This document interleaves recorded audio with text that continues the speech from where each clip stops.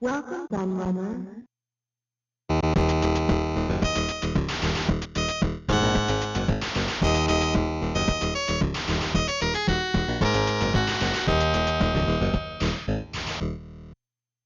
The Atari ST began life in 1984 as a computer codenamed RBP for Rock Bottom Price, and was the brainchild of newly axed Commodore boss Jack Tramiel, who sadly passed away in April 2012 at the age of 83.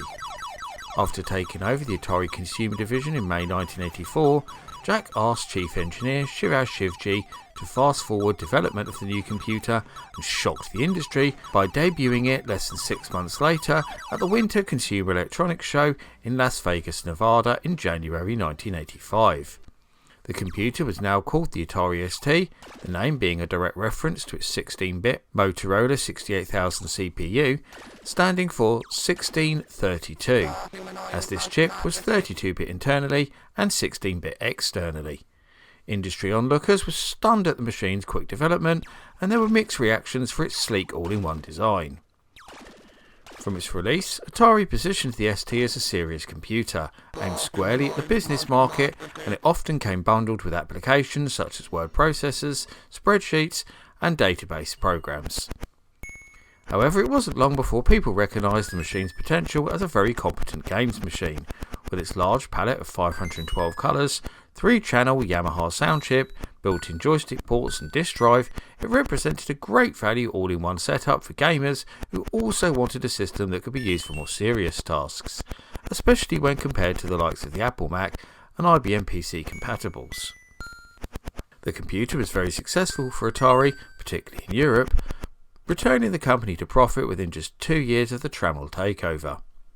Not only was the ST very successful in the home computing arena, it was also very successful in the YouTube arena too, as it convincingly won the poll to decide what computer I would cover in my next popular 10 Amazing Facts video series. Grabbing over 40% of the vote share, it represents the biggest winning margin I've ever seen since I started running these viewer polls. So once again, the people have spoken, I have listened, and now I can present to you 10 amazing Atari ST facts. Let Atari tell you how the computer business works. Atari buys chips, the competition buys chips. We buy circuitry, they buy circuitry. We buy plastic, they buy plastic. But they have these expensive attachments that add to their price. So you can buy an ST from Atari with more power than the Apple Macintosh SE and more features than the IBM PS2 Model 50 at about 1/3 their price.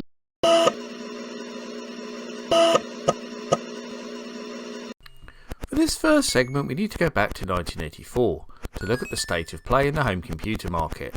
Atari, Apple and Commodore were all still fighting it out with their respective 8-bit machines, but also had new, more advanced 16-bit micros on the horizon too. Apple were developing the Mac, Commodore were working on the C900, and Atari were funding a group of their ex-employees led by Jay Miner, called Amiga, that were working on the highly advanced Lorraine project.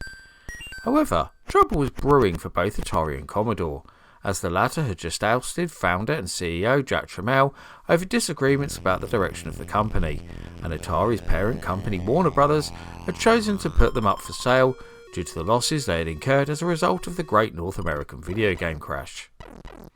Meanwhile, an angry Jack promptly formed a new company called Tramiel Technology, along with his sons and several ex-Commodore employees. Their objective was to create an affordable 16-bit computer to bring the next generation of micros to the largest audience possible. Jack was also very aware of the growing computer industry in Japan and was keen to stop them in their tracks. Soon after this though, Jack heard about Warner Brothers' intentions to offload their debt-ridden division and saw this as an opportunity to re-enter the market and get back at his former company.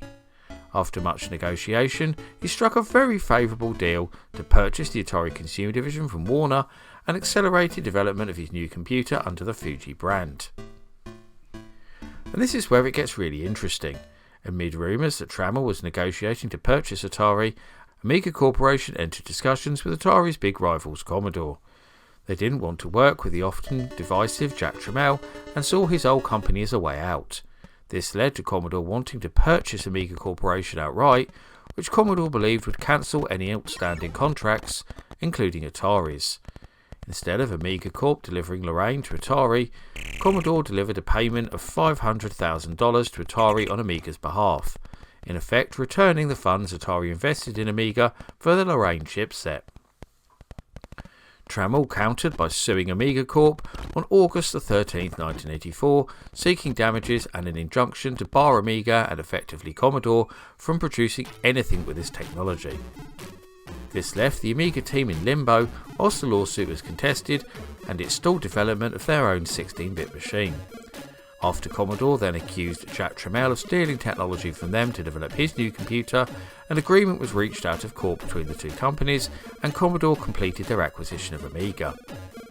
And although this meant that Commodore could now bring the Amiga to market, Jack managed to get his computer out first, finishing the development of it in just 6 months and beating his old company to the punch.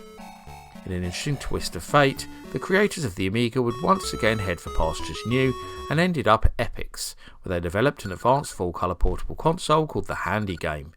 This of course was then sold to Atari and became the Lynx, meaning it ended up in the hands of the very person they had struggled to avoid, bringing things full circle.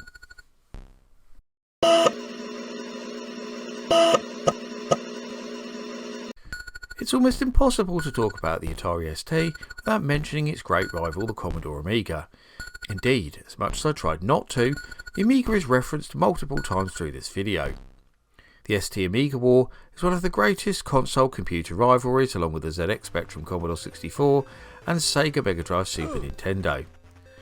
So with this in mind, it's easy to forget it was never meant to be that way, as the ST was actually designed primarily to compete with the PC and even more so the Apple Mac. In fact, its many similarities to the latter of those led to the press of the time nicknaming it the Jackintosh. Both computers had a 16-bit Motorola 68000 CPU, they both featured a Windows-style GUI operating system, and both offered flicker-free high-resolution graphics through a monitor. In fact, the many similarities in the hardware led to some interesting opportunities for the ST, which I'll go into later in this video. They were both designed with productivity in mind, being ideal for graphic design, desktop publishing, music composition, programming and word processing, among many other things. But obviously the ST had the huge advantage of colour graphics and multi-channel sound, making it ideal for playing games on too. But perhaps this is why the ST was never able to knock either the PC or Mac off their perch, despite the ST being less than a third of the price of both. You see, the Atari name was so synonymous with games that a lot of business users just dismissed it completely, despite its huge range of advantages.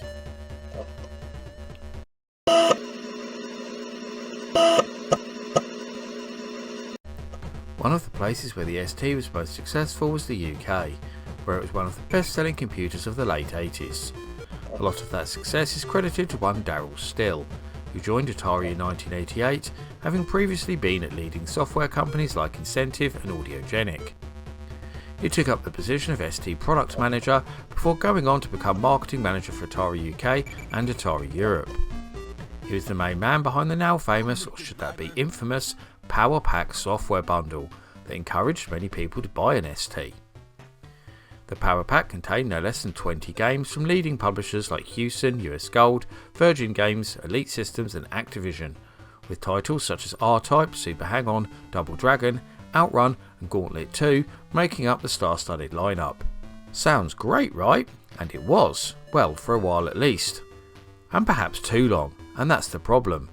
I myself had the Power Pack and so did several of my friends. It gave a brilliant selection of games that kept me busy for a long time. With such a great selection of titles available from the start, there was no need to go out and buy any more. And that was the problem. After the launch of the Power Pack, software publishers started to notice a rapid decrease in the sales of new ST games, showing there really is too much of a good thing. And less sales meant less support, and this ended up being one of the contributing factors to the rise of the Amiga and the demise of the ST.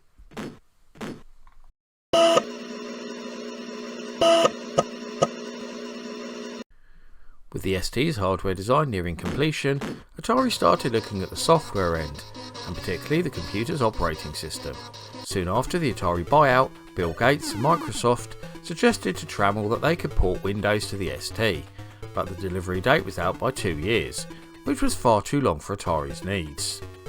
With the Microsoft agreement dead in the water, Atari instead turned to a company called Digital Research, which was working on a new GUI based system known as Crystal. This eventually became GEM, standing for Graphics Environment Manager, and became a key part of the ST's design alongside TOS, which stood for The Operating System, not Tramiel Operating System, as many reported, to form the final product. This gave the ST a fast and user-friendly operating system that was leagues ahead of MS-DOS and more than comparable to Apple's GUI 2. This new OS initially shipped on disk before being included as part of the ST's ROMs, which saved all the disk swapping associated with the rival Amiga and its Workbench OS. It's pretty amazing to think that the ST could have been a Windows machine, especially when you consider just how dominant the OS went on to be in the PC world, becoming more of a standard than the hardware itself.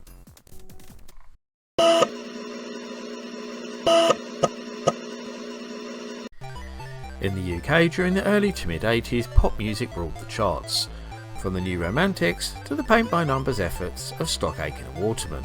However, the arrival of new, affordable keyboards and synthesizers saw electronic flavours start to creep into the UK top 40.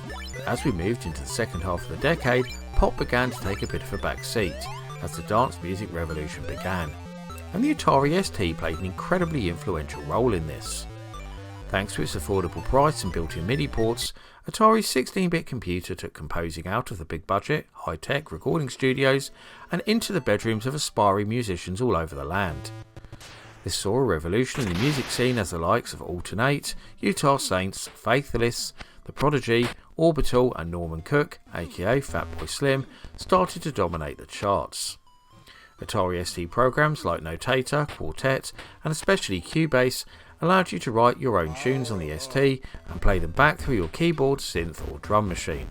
Many people still use the ST or its successor, the Falcon, to make music today, thanks to its easy to use software and reliable hardware. In fact, Fatboy Slim, Aphex Twin and Depeche Mode, amongst others, have confessed that they still have an ST in their studio and have used it to help produce recent albums.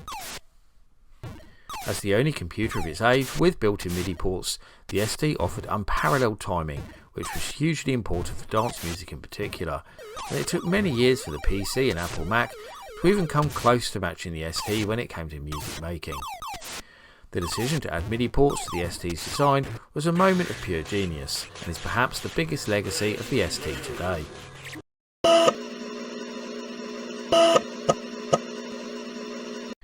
Atari initially planned to release 3 models of their new 16-bit computer, the 130 ST, 260 ST and 520 ST, with 128K, 256K and 512K of RAM respectively. But it soon became clear that the 130 and 260 were totally unrealistic, as they didn't even have enough memory to run the operating system. So the debut machine was the 520 ST, with its external disk drive, OS on disk and monitor only display. But it wasn't long before Atari started to make various upgrades and improvements to the ST.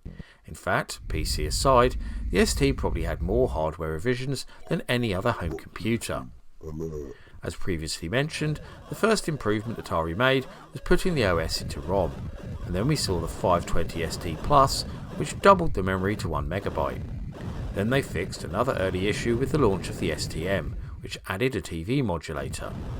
But undoubtedly the most important change was when they moved the disk drive and power supply into a new, deeper case. This also saw the MIDI ports moved to the side and the joystick ports relocated underneath. Not such a good decision. Known as the STFM, this basic design would serve as the basis for all future ST models going forward. Around this time there was also the 1040 STF, which looked the same but omitted TV output. From here we saw the launch of the new Mega ST range, which featured a completely redesigned motherboard and a PC-like pizza box case. They also added a new blitter chip, as well as a real-time clock and internal expansion slots. These were available in 1, 2 or 4MB configurations, with a number after the name signifying this. But despite all these upgrades, one problem still remained: the ST's technical inferiority when compared to the Amiga, which was particularly important for games. In the early years this didn't matter so much, as most games were developed on the ST first and then ported to the Amiga. But with the launch of the new Amiga 500 that also came in an all-in-one case like the ST and the fall in price that came with it, the Amiga started to catch up to the ST in sales. This meant that programmers started to look at targeting their games at the Amiga first, and the real game changer in this regard was the 1989 release of Shadow of the Beast. This was the first title to really show the Amiga's superiority over the ST when it came to playing games, and Atari had been far too slow to react, watching on as Commodore took control of the 16-bit computer market. There had been rumours of a new, more powerful ST for several years, but at the end of 1989 it finally arrived, in the form of the STe, with the E standing for Enhanced. As well as a new revised version of the operating system, the STe added a blitter chip for the Mega ST, as well as a new graphics chip which boasted far more colours, hardware scrolling and a new DMA stereo sound chip. As well as other more minor improvements such as extra controller ports, the same as those later found on the Jaguar, and much more simple SIM slots for adding more memory. Whilst these hardware upgrades were very much welcome, the STe was still criticised for its lack of hardware sprites, and despite having 4096 colours, it was still limited to only 16 on screen. There were also compatibility issues with early STs that were very much highlighted by the release of the hugely popular football game Kickoff, which wouldn't work on STe machines, causing many angry customers to not only return their game, but also their computers too, switching over to the Amiga instead. This was very unfortunate for Atari, and sales of the ST range never really recovered. Then we saw the new Mega STe models that put this new technology into a pizza box case and added a new 16 MHz mode, and then, in 1990, Atari released the Atari TT-030, a high-end workstation based around a 32 MHz Motorola 68030 processor, with the TT name standing for 3232. Continuing the nomenclature because the 68030 chip has 32-bit bus both internally and externally. The TT also had improved graphics and more powerful support chips too. It came in a newly designed version of the Mega ST casing that featured an integrated hard drive enclosure. This computer, along with the rest of the ST range, would be replaced by the 32-bit Atari Falcon in 1992, but more on that later.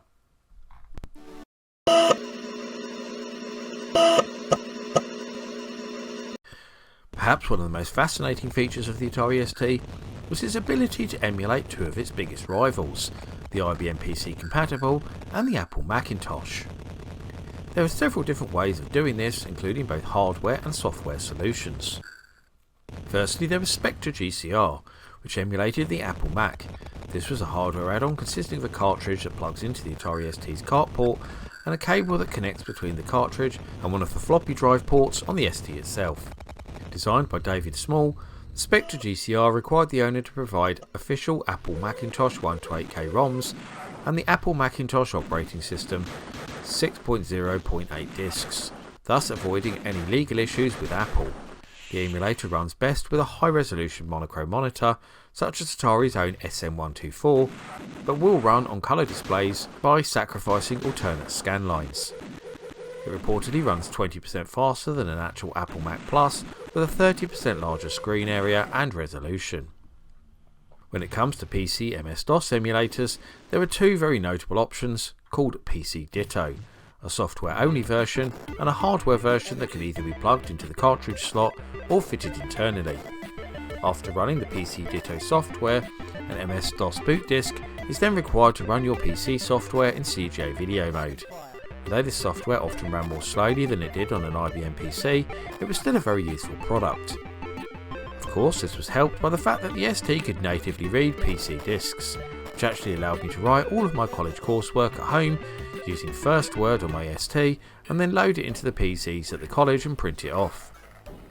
Other PC compatibility options for the ST included PC Speed, AtSpeed 286 and AtOnce 386SX hardware emulator boards, which all required some modification of your Atari hardware.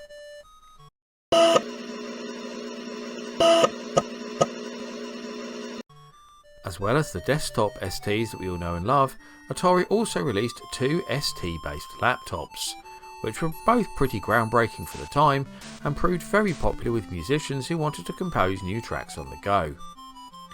Introduced in 1989, the cleverly named Stacy was the first portable ST. You could argue that it wasn't really a laptop, but it featured a full keyboard, MIDI ports, high-res backlit LCD screen, 3.5-inch disk drive and a mini trackball to replicate the mouse. Originally designed to operate on 12 standard C-cell batteries for portability, when Atari finally realised how quickly the machine drained this power source, they simply glued the lid of the battery compartment shut and included a power lead instead.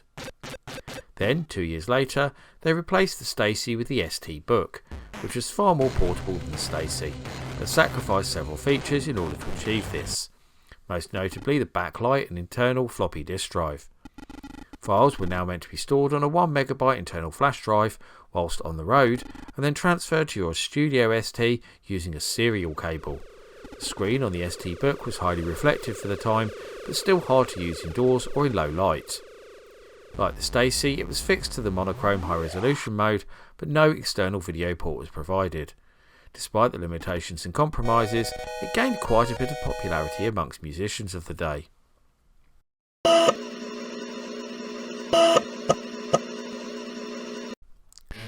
The ST was officially discontinued by Atari Corporation in 1993, so they could put all their focus into the new 64-bit Jaguar console. But the year before, it had been replaced by its successor, the 32-bit Falcon, which was based around a Motorola 68A30 CPU and offered up a high degree of backwards compatibility with its predecessor.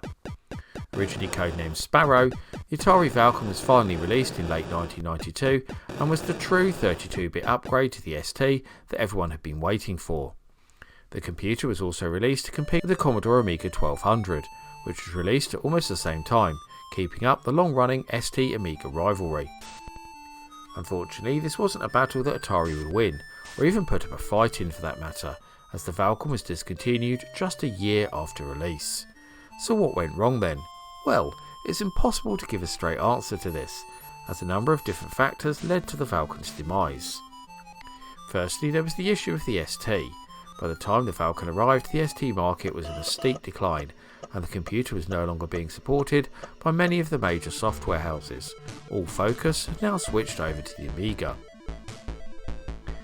Then there was a number of silly decisions from Atari themselves that cost the computer and the company dearly. As the Falcon neared completion, it was decided that the computer would be launched in Europe first, where the ST had been very successful, but it hadn't been decided who would take control of this, Atari UK or Atari Germany, the two leading markets in this region. Atari UK put a case across that the Falcon should be marketed in the same way as the ST, as a great all-round computer that was equally adept at playing games as it was at performing more serious applications. However, in Germany, the ST had been mainly marketed as a business computer, with games very much taking a back seat, and their office wanted to market the Falcon in the same way. Atari didn't have the budget to support both causes, so a decision had to be made. Eventually, Atari Germany won out. The computer was launched over there first, with a far more muted UK launch happening just after, and a distinct lack of fanfare to go with it. Atari's stupid decision pretty much alienated all the UK software publishers who were interested in making games for the Falcon, and the only titles to arrive on the market were from Atari themselves, and even those were in short supply. The moment the Jaguar was officially announced, Atari fans knew that this was where the company saw its future, and that didn't really go as planned either, but that's a story for another video. The greater shame is the cancellation of the Falcon meant a number of hugely exciting projects within Atari were also dropped, including the 040 Microbox and Painter, a powerful Falcon Jaguar hybrid. I won't go into more detail on these here, as I recently did a video looking at both, as well as a number of other cancelled Atari systems, which I'll link in the description.